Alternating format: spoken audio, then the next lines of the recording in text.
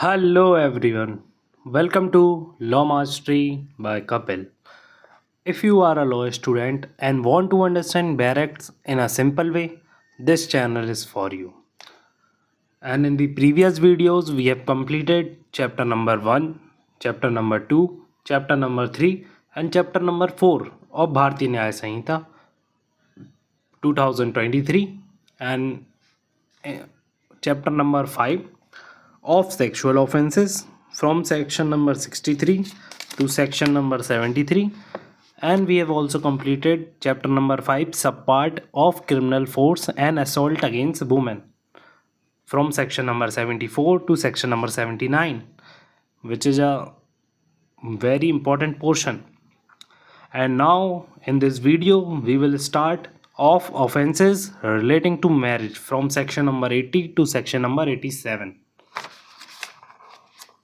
So let's start without any delay.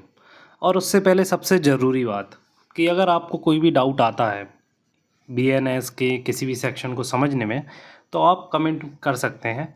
मैं आपके comment का जवाब ज़रूर दूंगा। और आप मुझे इंस्टाग्राम पर भी फॉलो करें, उधर भी आप DM करके कोई भी क्वेरीज पूछ सकते हैं। मैं DM के रिप्लाई कर पाता हूँ, जितने मैं कर पाऊँ उतने तो मैं कर ही देता हूँ रिप्लाई। तो आप इंस्टाग्राम के DM में भी रिप्लाई मैं कर दूंगा। आप क्वेरीज उधर भी पूछ सकते हैं, मैं क्वेरीज का जवाब देता हूँ। और ऐसे आप फ्री फंड में अगर आप मैसेज करोगे तो शायद मैं सीन ना कर पाऊँ, लेकिन हाँ, अगर आपकी क्वेरी है तो मैं ज़रूर आपसे कि सवाल का जवाब दूंगा। तो let's start without any delay. Section number 80 क्या कहता है भाई? Of offences relating to marriage. Section number 80 हमारा क्या कहता है डाउरी डेथ के बारे में। भाई क्या होती है डाउरी डेथ? मूवीज़ में देखा होगा, रियल लाइफ में भी देखा होगा, कई बार सुना भी होगा, खबरें भी पढ़ी होंगी। डाउरी डेथ का मतलब है भाई, पता तो है ही, इतना कुछ कॉम्प्लिकेटेड है नहीं। Death of a women cause by Burns, bodily injury और ऑकर्स अंडर अननेचुरल सर्कमस्टांसेस। किसी भी महिला की शादी के बाद दहेज के लिए मृत्यु अगर की जाती है या फिर उसकी मृत्यु दहेज की वजह से हो जाती है, तो ये हमारा डाउरी डेथ कहलाता है। A death is considered a dowry death when all the following condition are met. किन किन कंडीशन में हम मानेंगे कि डाउरी डेथ हुई है? डाउरी डेथ की कंडीशन ये है कि अगर कोई बर्न्स, बॉडीली इंजरी होती है तो हम मानेंगे कि, और अननेचुरल सर्कमस्टांसेस में अगर कोई महिला मरती है, नॉर्मल सर्कमस्टांसेस, तो हम मानेंगे कि हाँ भाई इधर पे डाउरी डेथ हुई है। Occurs within 7 years of marriage. Within 7 years of marriage, अगर 7 years ऑफ मैरिज के विद इन हुआ है death of a women, then हम मानेंगे कि हाँ ये डाउरी डेथ है। Time frame is crucial to trigger legal presumption. Time frame बहुत ज़रूरी है। 7 साल टाइम फ्रेम इसलिए हमारा इंडियन लॉ लेकर चलता है क्योंकि मेनली फोकस ये होता है कि 7 years के बाद जितना भी टाइम पीरियड होता है, 8 year, 10 year, 15 year, तो 7 years तक मतलब ये है कि डिस्प्यूट रिजॉल्व नहीं हो पाते हैं। 7 years के बाद ऐसा टाइम आ जाता है कि उधर पे at the end husband and wife accepted each other. समझ रहे हो? 7-8 सालों में कौन किसको एक्सेप्ट नहीं करता भाई। तो उसके बाद दहेज के लिए परेशान करना ये तो होता ही नहीं है, क्योंकि सब एक्सेप्ट कर लेते हैं, जो जैसा है वैसा है, ठीक है। ठीक है, तो 7 years का टाइम पीरियड काफ़ी क्रूशियल है। थर्ड, सून बिफोर हर डेथ। सून बिफोर हर डेथ वो सब्जेक्टेड टू क्रुएल्टी और हरेसमेंट बाय हर हस्बैंड। अगर डेथ से पहले अगर कोई सब्जेक्टेड टू क्रुएल्टी वुमेन हुई है, क्रुएल्टी या harassment, the cruelty harassment must be proven and recent. और डायरेक्ट लिंक बनता है उस हरेसमेंट का डाउरी डेथ से, तो फिर ये डाउरी डेथ कहलाएगी। और by husband or his relatives applies to both. देखो भाई, हस्बैंड अगर क्रूअल्टी करते हैं तो उन पर भी अप्लाई होगा, और रिलेटिव्स करते हैं तो उन पर भी अप्लाई होगा। One these conditions are fulfilled, ये जो 5 कंडीशन है, 1 2 3 4 5, अगर ये फुलफिल होंगे, लॉ प्रिज्यूम करेगा कि हस्बैंड और his relative have cause the death, they are deemed guilty unless they can revert the presumption. अगर ऐसी सरकमस्टांसेस में मौत होती है, डेथ होती है, तो फिर यही माना जाएगा कि वो डाउरी डेथ है, जब तक कि हस्बैंड और उसके रिलेटिव ये प्रूव नहीं करते, ठीक है, तब तक यही माना जाएगा। अब इसके बाद आते हैं एक्सप्लेनेशन क्लॉज पर। For the purpose of this subsection dowry shall have the same meaning as in section 2 of the dowry provision act. Dowry की मीनिंग वही सेम ही है, वही डाउरी प्रोविजन एक्ट से ली गई है डेफिनेशन, तो आप उधर से पढ़ सकते हैं। अब सेकंड चीज़, सबसेक्शन 2 हमारा क्या कहता है, whoever commit dowry death shall be punished with imprisonment for a term minimum 7 years and maximum life imprisonment, shall not be less than 7 year minimum and may extend to imprisonment for life maximum। Fine mandatory नहीं है under this section, but impose किया जा सकता है court के direction पर, ठीक है। तो अब ये होता है सेक्शन नंबर 80 हमारा कंप्लीट, क्योंकि इसके बाद कुछ बचा नहीं। अब आते हैं सेक्शन नंबर 81 पर। सेक्शन 81 क्या कहता है, cohabitation caused by man deceitfully inducing belief of lawful marriage. Section number हमारा 81, सेक्शन 81 हमारा कहता है कि अगर आप किसी लड़की को ये बिलीव कराते हैं कि आप दोनों मैरिड हैं, देन सेक्सुअल इंटरकोर्स करते हैं, तब जाकर ये ऑफेंस, फॉल्स बिलीफ के अंदर आपने किसी महिला को फंसाया, देन आपने उसके संग सेक्सुअल इंटरकोर्स करा, तब जाके ये सेक्शन आपके ऊपर एप्लीकेबल होगा। आपके ऊपर इन दी सेंस ऑफेंडर के ऊपर, नॉट आपके ऊपर। ये मेरी आदत है, पता नहीं क्यों मैं आप करके कहता हूँ, आप तुमने ऐसा किया, मतलब मेरी समझाने की ऐसी ही आदत है, पता नहीं क्यों, but I will change it with time. आदतें देर में चेंज होती हैं, खैर। तो cohabitation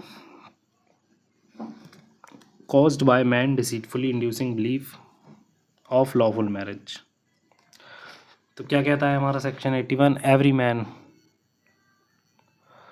every man who by deceit causes any woman who is not lawfully married to him, वही मैंने कहा, जो कि मैरिड नहीं है lawfully उस व्यक्ति के साथ, believe that she is lawfully married to him, उसे बिलीव कराता है कि वो lawfully married है, ठीक है,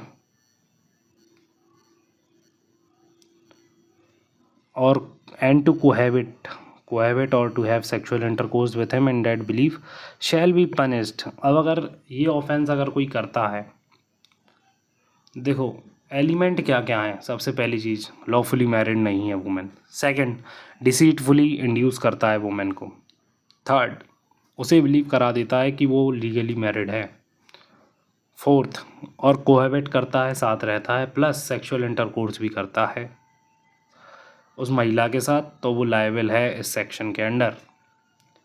और पनिशमेंट कितनी है, shall be punish with the imprisonment of either description for a term which may extend to 10 years। Maximum punishment दी गई है, मिनिमम नहीं दी गई है।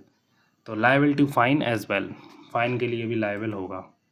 इसी के साथ हमारा सेक्शन 81 हमारा कंप्लीट होता है। अब आते हैं सेक्शन 82 पर। 82 हमारा क्या कहता है, बाइगमी की बात करता है। बाइगमी हम सब ने पढ़ी है। बाइगमी का मतलब है एक स्पाउस के रहते हुए किसी दूसरे हस्बैंड या वाइफ के साथ मैरिड कर लेना, ठीक है। बाइगमी का मतलब second marriage while first spouse is alive, ठीक है। एक्ट कब पनिश किया जाएगा, a person already legally married, जो कि लीगली मैरिड है, marries again during the life time of their spouse, तब ये पनिश किया जाएगा, जो कि आप समझ सकते हैं हर चीज़। और when such second marriage is void due to the existence of the first valid marriage. और पनिशमेंट आपको पता ही है इसमें कितनी मिलनी है, takes void by reason taking place during the life of such husband shall be punished with imprisonment of either description for a term which may extend to 7 years। imprisonment इसमें 7 years की है। अगर आप सिचुएशन आपको पता तो है कि अगर आपकी हस्बैंड या वाइफ जिंदा है और बढ़िया है, और उसके बाद भी आप किसी दूसरे हस्बैंड या वाइफ के साथ मैरी करते हो, देन इधर इस सेक्शन में आप लाइबल हो जाओगे। सेक्शन नंबर 82 में बाइगमी का ऑफेंस है, ठीक है।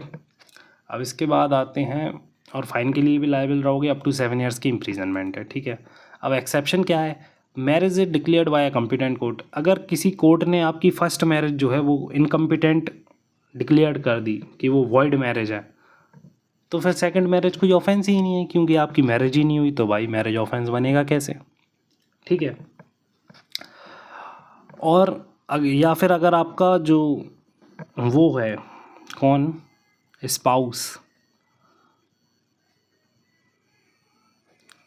हस्बैंड और wife as a subsequent marriage shall have continuously absent, ठीक है, from such person for a space of minimum 7 years. अगर आपका स्पाउस 7 ईयर्स तक आपके पास कोई खबर नहीं है, कोई मैसेज नहीं है, कोई कॉल नहीं है, आपसे मिलने नहीं आता, कहाँ है, ज़िंदा है या नहीं पता ही नहीं है, और कोई फैमिली को कुछ भी आइडिया नहीं है क्या है, कहाँ नहीं, तो इस सिचुएशन में आप सेकंड मैरिज कर सकते हैं। लेकिन सेकंड मैरिज भी आप तब करेंगे जब आप अपने जो न्यू आपका हस्बैंड या वाइफ है उसे जब आप बता देंगे कि हाँ मेरी पहली मैरिज हुई थी, मेरा स्पाउस गायब हो गया है, वो अब तक मुझे मिला नहीं है, तब आपकी वो मैरिज लीगल कंसिडर करी जाएगी, अदरवाइज़ नहीं, क्योंकि फिर आपने कंसीलमेंट करा है। देखो सबसेक्शन 2 हमारा यही बात करता है, whoever commit the offence under subsection 1 having concealed, छुपा लिया, from the person with whom the subsequent marriage is done for the fact of former marriage छुपा लिया आपने, पहले की मैरिज जो फर्स्ट मैरिज थी, shall be punished with the either description for a term may extend to 10 years and shall also be liable to fine. तो इधर पे आपको इम्प्रीजनमेंट मिलेगी 10 ईयर्स की, और उसके साथ मिलेगा आपको फाइन। उम्मीद करता हूँ आपको सेक्शन समझ में आया होगा। अब आते हैं सेक्शन नंबर 83 पर, और अगर आपको देखो कोई भी डाउट हो ना तो यार पूछ लेना, कमेंट सेक्शन में पूछ लेना, मैं हर कमेंट का रिप्लाई करने की कोशिश करूँगा, और कोशिश करता भी हूँ, रिप्लाई भी करता हूँ। अब मैं सबसे पहले ये पूछना चाहूँगा आपसे, ये जितने भी ऑफेंसेस रिलेटेड टू मैरिज हैं, ये कॉग्निजेबल है या नॉन कॉग्निजेबल, कमेंट करके बताइए। इसका जवाब आपको ही देना होगा, आप चाहे सर्च करके दीजिए, जानकर दीजिए, ये आपकी मर्ज़ी है, ठीक है। तो इसी के साथ सेक्शन आता है अब हमारा 82 सॉरी फिनिश हो गया, 83 आता है, हाँ 83 आता है। और जो सेक्शन नंबर हमारा 82, हाँ 82 फिनिश हो गया। और हाँ सेक्शन नंबर 82 हमारा जेंडर न्यूट्रल है। सेक्शन नंबर 82 हमारा दोनों पर एप्लीकेबल होता है, हस्बैंड और वाइफ पर। अगर कोई इंटेंशनली फर्स्ट मैरिज को छुपाता है तो वो सब सेक्शन 2 के अंदर लायबल होगा। अब आते हैं सेक्शन नंबर 83 जो कि बात करता है डिसऑनेस्ट एंड फ्रॉडुलेंट इंटेंशन, ठीक है। डिसऑनेस्ट एंड फ्रॉडुलेंट इंटेंशन के साथ अगर कोई क्या करता है, एक लड़का जैसे फेक मैरिज बड़े घर की लड़की के साथ कर लेता है, फ्रॉडुलेंट और डिसऑनेस्ट इंटेंशन के साथ उसकी प्रॉपर्टी हड़पने के लिए, तो ये जो पर्सन है जिसने ये प्रॉपर्टी हड़पने के लिए ये मैरिज फेक मैरिज करी है, तो ये सेक्शन 83 के अंदर लायबल होगा। आपको मैं पढ़ के बताता हूँ तब आपको समझ में आएगा, ऐसे नहीं समझ आएगा मैं क्या बोल रहा हूँ। Whoever dishonestly or fraudulent intention goes through the ceremony of being married, fraudulent intention और डिसऑनेस्ट इंटेंशन के साथ अगर कोई गो थ्रू करता है किस मैरिज सेरेमनी से, knowing that he is not thereby lawfully married, और वो मॉक सेरेमनी कर रहा है, मॉक मैरिज सेरेमनी, झूठी marriage ceremony, shall be punished with imprisonment for the either description for a term which may extend to 7 years and shall also be liable to fine, ठीक है। Perform करता है marriage ceremony जो कि पता है fake marriage ceremony है, dishonest और फ्रॉडुलेंट इंटेंशन के साथ, मतलब उसे चीट कर देगा या फिर उससे शादी करके उसकी प्रॉपर्टी हड़प लेगा, लड़की की या लड़के की, ठीक है। और no it is not lawful marriage, और पता है लॉफुल मैरिज नहीं है, तो ये जो भी पर्सन है ये इधर पे लायबल होगा, मे एक्सटेंड टू 7 ईयर्स, और लायबल होगा फाइन के लिए भी। तो इसी के साथ हमारा सेक्शन 83 कंप्लीट होता है। अब आते हैं सेक्शन नंबर 84 पर। सेक्शन 84 हमारा बात करता है, सेक्शन 84 बात करता है जब आप किसी औरत को, आप नहीं मतलब जब ऑफेंडर किसी औरत को बहलाकर या फुसलाकर, मैरिड औरत को, और मोटिव क्या है उसका, सेक्सुअल इंटरकोर्स करना, प्लस किसी और के साथ कराना हो सकता है, ये उसका मोटिव हो सकता है, ठीक है। अब देखो ऐसा मत सोचना कि मैं ऐसी सब भाषा यूज़ कर रहा हूँ, मैं देखो आपको क्लियर करना चाह रहा हूँ पहली चीज़, क्योंकि देखो मैंने अपना जो क्रक्स है ना हर सेक्शन का मैंने लिख रखा है, तो मैं डायरेक्टली आपको वो सेक्शन और रीड नहीं कराता, मैं खुद क्रक्स बोल देता हूँ, जिससे आपको भी थोड़ा सा समझ में आ जाए कि हाँ इस सेक्शन में बात होने क्या वाली है। Criminal intent against a married women, section number 84, enticing or taking away or detaining with criminal intent a married women, whoever takes, entices बहलाना या फुसलाना, ठीक है। एंटाइजेस का मतलब who is whom he knows, जिसे लड़की जानती है। Reason to believe, has a reason to believe to be the wife of any other man, जिस लड़की मतलब लड़का जानता है कि हाँ ये किसी की वाइफ है, of any other man, with intent that she may have illicit intercourse with any person, देखो वही लिखा हुआ है कि वो किसी और पर्सन के साथ इलिसिट इंटरकोर्स करवाएगा, और कंसील्स और detain with the intent of any such woman shall be punished with imprisonment of either description which may extend to 2 years with fine or with both। Element क्या है, takes करता है, एंटाइज बहलाता है फुसलाता है married women को, और छुपाता है सच अ वुमेन, और छुपाता है उस वुमेन को, और उसे रोकता है कि तुम घर नहीं जाओगे, तो मैं यहाँ कंसील करके रखा हुआ है। ऑफेंडर नोज और has a reason to believe that she is married, offender को पता है कि ये मैरिड वुमेन है, ठीक है। फोर्थ क्या है, act done with intent that she may have illicit intercourse with any person, not necessarily the offender himself, could be for any person, ज़रूरी नहीं कि वो ऑफेंडर ही इंटरकोर्स करे उसके महिला के साथ, लेकिन और कोई के साथ भी वो करवा सकता है, ठीक है। इसलिए वो इधर पे लायबल होगा। इम्प्रीजनमेंट कब तक की है, up to 2 years, either description simple imprisonment या रिग्रेस इम्प्रीजनमेंट, और फाइन कितना है, और विथ फाइन या फिर बोथ, फाइन भी लग सकता है वो भी हो सकता है, ठीक है। तो इसी के साथ अब आते हैं सेक्शन नंबर 85 एंड 86 पर। 84 उम्मीद करता हूँ आपको समझ में आया होगा, और ये काफ़ी इजी तो नहीं, लेकिन हाँ थोड़े से मतलब सेक्शंस ऐसे हैं जहाँ मैं हंस भी नहीं सकता, खैर बीच में, खैर कोई बात नहीं, हंसना ज़रूरी नहीं है, आपको समझाना ज़रूरी है, और ये एक सीरियस टॉपिक है तो मैं सीरियस तरीके से ही समझा पाऊँगा। जहाँ हंसने वाले सेक्शन होंगे वहाँ ज़रूर हंसूँगा, हंसाऊँगा भी आप लोगों को, लेकिन ये सीरियस सेक्शन है। I think so here seriousness is very important, because offenses regarding a woman is not a joke, it's a serious argument, it is a serious thing which impact society at large। खैर चलिए आगे बढ़ते हैं, भाषणबाजी बहुत हो गई। Section number 85 and 86, 85 and 86 काफ़ी connected है, ठीक है। 85 हमारा बात करता है हस्बैंड और relative of husband of a women subjecting her to cruelty. अब देखो क्रूएल्टी सेक्शन 85 में दो तरह की बताई गई है, दो तरह की। एक तो wilful conduct that drive the women to the suicide, या तो विलफुल कंडक्ट से जो कि subject women to cruelty, being the husband of a women subject such women to cruelty shall be punished with imprisonment. देखो वही बात है कि क्रूएल्टी या तो विलफुल कराई गई है, ऐसी कोई चीज़ कर दी गई, ऐसा कोई एक्ट कर दिया गया जिससे वुमेन ने सुसाइड कर लिया, या फिर डाउरी के लिए कर सकते हैं क्रूएल्टी, और किस चीज़ के लिए करेंगे भाई। तो इधर पे सेक्शन 85 में may extend to 3 year, punishment कितनी है 3 years की है, and shall also be liable to fine, ठीक है। तो अब इसके बाद सेक्शन 85 हमारा कंप्लीट हुआ। सेक्शन 86 हमारा क्या बात करता है, सेक्शन 86 हमारा बात करता है क्रूएल्टी की। अब क्रूएल्टी दो तरीके की होगी, एनी विलफुल कंडक्ट, वही 86 ही एक्सप्लेन कर रहा था, खैर मैं मुझे लगा 85 है। 85 का मतलब आप समझ गए हो कि अगर हस्बैंड या हस्बैंड का कोई रिलेटिव उस वुमेन को क्रूएल्टी के लिए क्रूएल्टी करता है तो वो पनिश किया जाएगा 3 years plus also liable to fine. अब 86 हमारा आप समझ ही गए होगे, एनी विलफुल कंडक्ट उसके थ्रू हो सकती है, एनी विलफुल कंडक्ट जो कि वुमेन को ड्राइव कर दे कि वो भाई सुसाइड कर ले, या फिर हैरेसमेंट फॉर डाउरी जो क्लॉज बी में है। तो ये तो काफ़ी इजी है, 85 एंड 86 आप पढ़ के भी समझ सकते हैं, इजी है, सिंपल है। अब आते हैं सेक्शन नंबर 87 पर। इजी है तो देखो पढ़ सकते हो, इतना कोई टफ भी नहीं है जितना लोग बाग सोचते हैं कि सब कुछ टफ है, नहीं भाई इतना कुछ टफ नहीं है, चीज़ें इजी हैं, आसान है, बस मतलब थोड़ा दिमाग खर्च होगा, बाकी समझ में आ जाएगा। लॉ है, थोड़ा टेढ़ा ही होता है। किडनैपिंग और inducing women for forced marriage और इलिसिट इंटरकोर्स।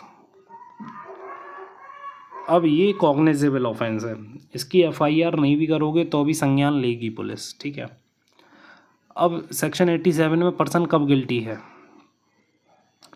हुएवर किडनैप्स और अबडक्ट एनी वुमेन। अब जो कोई भी किडनैप करता है, अबडक्ट करता है any women that she may be compelled और knowingly that she will be compelled to marry any other person. किस लिए किडनैप करता है वुमेन को? या तो वो मैरी कर ले किसी और के साथ, इंटेंशन है उसे मैरी कराने के लिए, और force to seduced to illicit intercourse, या फिर इलिसिट इंटरकोर्स कराने के लिए, या फिर offender knows it is likely that these things